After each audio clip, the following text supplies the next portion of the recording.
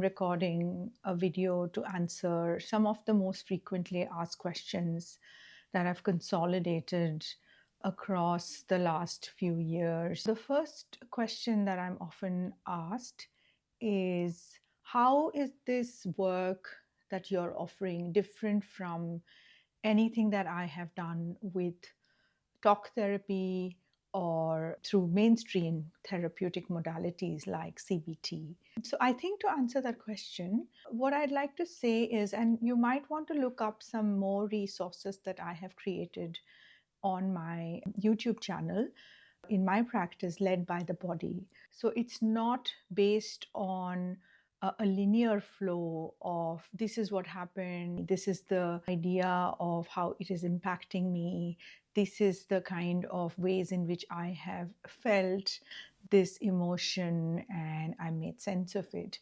Sometimes all of these are conceptual, cognitive processes, and what is left behind is the part of our body, perhaps starting from this area near the neck and the throat, all the way to our heart and to our gut and to our limbs. And I think in my practice, I am asking the question of how are we attending to the body, not by bringing attention to the moment or the memory. In the sessions with me, I'm not going to ask you to tell me the sequence of what happened and how did it happen. But when we access anything, and sometimes you don't even have to tell me about that, we might just become curious of how that lives in the body and what still is remaining that needs our attention. It's not like the sessions are completely absent of talking. I am someone who believes in being friendly and curious and informal in my style of therapy. However, the focus is on coming back periodically to body movements, sensation, gestures, expressive qualities of what we are working with, and exploring them through doing and making rather than talking about it. The second question is, how many sessions will I need? My work is essentially with clients who experience complexity. Diagnostically, it is referred to as complex trauma, which means that the levels of adversity have been slowly built in our body, in our mind, in our heart, in our spirit over a long period of time, especially for those of us who are adults.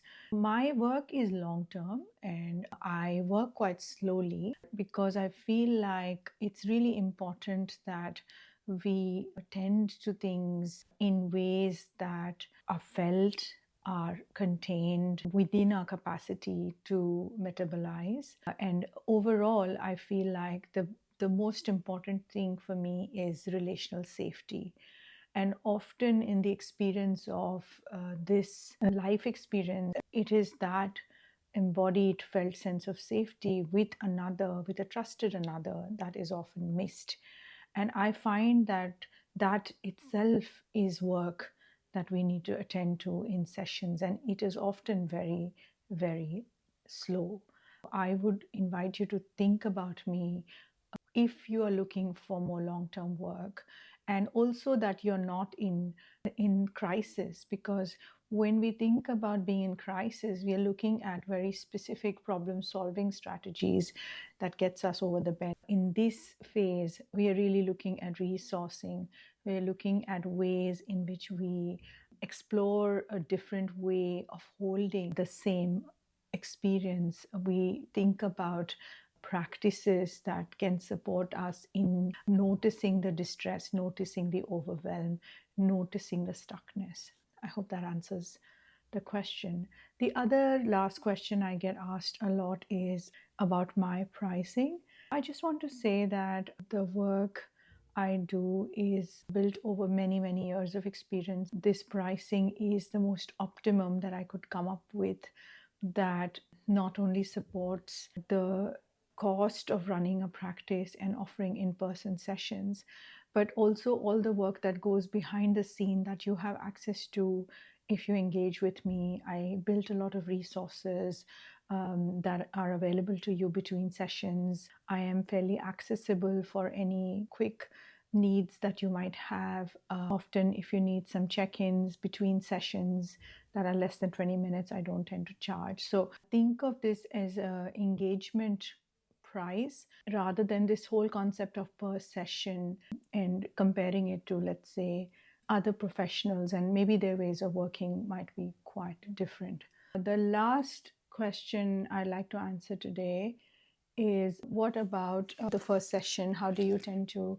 move through it? I have created another video where I share a little bit more about the fears that come up when you're working in the body, especially if the ways of coping have been through thinking. I think I work a lot noticing and attuning to you. And sometimes I notice that the first session is really about getting settled in the space. And that's all we might be focusing on, and that is enough. And at other times, it's something small that comes up in session. I work emergently with what is coming up in the session and always in collaboration with what you need to work with, and not ever getting ahead of you. And sometimes our mind gets ahead of the body, so I'm always checking with the body. I really focus on us not rushing or not trying to cover too much, that there is enough spaciousness and there's enough time to integrate between sessions. I would imagine the first session as a getting to know me and my practice and getting comfortable in the space, and maybe something small that we might tend to together. I hope some of these questions are useful, and I would invite you, if this feels right, to have a conversation with me over video to see if I'm a good fit for you, and then we'll take it from there. Thank you so much. Bye.